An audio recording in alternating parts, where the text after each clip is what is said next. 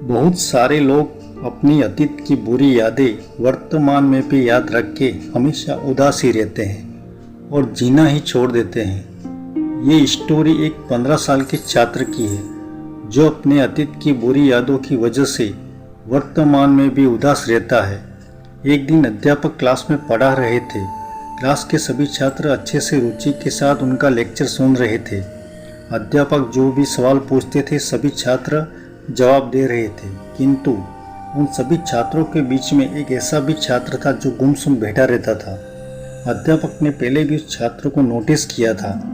3-4 दिन तक ऐसा ही चलता रहा। सारे बच्चे बड़ी रुचि के साथ पढ़ रहे थे और सभी सवालों के जवाब भी उत्साह के साथ दे रहे थे, लेकिन ये छात्र एकदम चुप बैठा रहता था। अध्यापक ने एक दिन उस छात्र को अपनी केबिन में बुलाया और उनसे पूछा कि बेटा, तुम हमेशा इतने गुमसुम क्यों रहती हो? तुम्हें कोई परेशानी है क्या? उस छात्र ने कहा, सर। और इतना बोलते ही वो हिचकिचाने लगा और हिचकिचाते उसने कहा कि मेरे अतीत में कुछ ऐसा हुआ है कि जिसकी वजह से मैं आज भी परेशान हूँ। वो अध्यापक अच्छे थे। उन्होंने देखा कि वो छात्र बात करने में हिचकिचा रहा है। उन्होंने कहा, बेटा तुम शाम को मेरे घर पर आना। छात्र ने कहा, अच्छा ठीक है सर।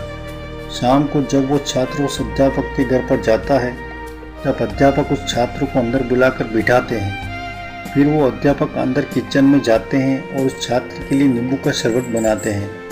वो जानबूझकर नींबू के शरबत में नमक ज़्यादा डालते हैं। किचन से बाहर आकर वो उस छात्र को नींबू शरबत देते हैं और कहते हैं कि ये लो बेटा, तुम नींबू शरबत पियो। वो जब शरबत पीता है तब ज़्यादा नमक के कारण उसका मुंह अजीब सा हो जाता है।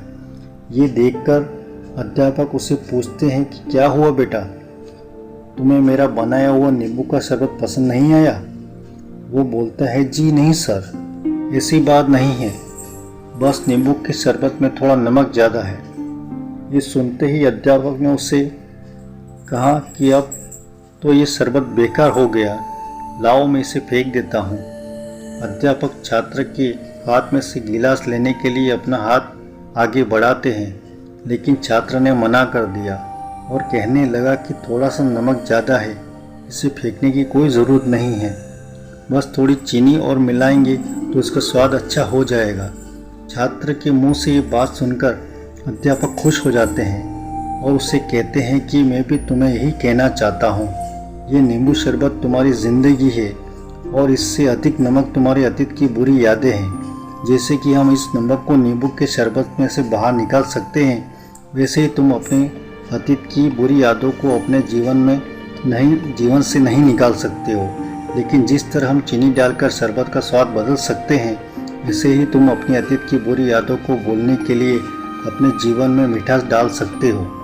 मैं चाहता हूँ कि तुम अपने अतीत के बुरे अनुभवों में वर्तमान की मिठास डालो और ज़िंदगी को अच्छे से जियो। अध्यापक की बातें वो अच्छे से समझ गया और उसने तय किया कि मैं अपने सारी बातों भूल जाऊंगा और अपनी वर्तमान की ज़िंदगी अच्छे से जीऊंगा। हम अक्सर अपने अतीत की बुरी यादों और अनुभवों को याद रख के परेशान होते हैं। अपने अतीत की वजह से हम अपना वर्तमान भी अच्छे से नहीं जी पाते हैं और अपना भविष्य भी खराब कर देते हैं। हमारे अतीत में जो कुछ भी हो गया है हम उसे नहीं बदल सकते, पर उसे हमेशा याद रखकर हम अपने भविष्य को भी खराब करने की गलती कर देते हैं। बेहतर यही होता कि हम अपने अतीत को भूल जाएं और अपने वर्तमान को अच्छे से जिए। दोस्तों, कहानी कैसी लगी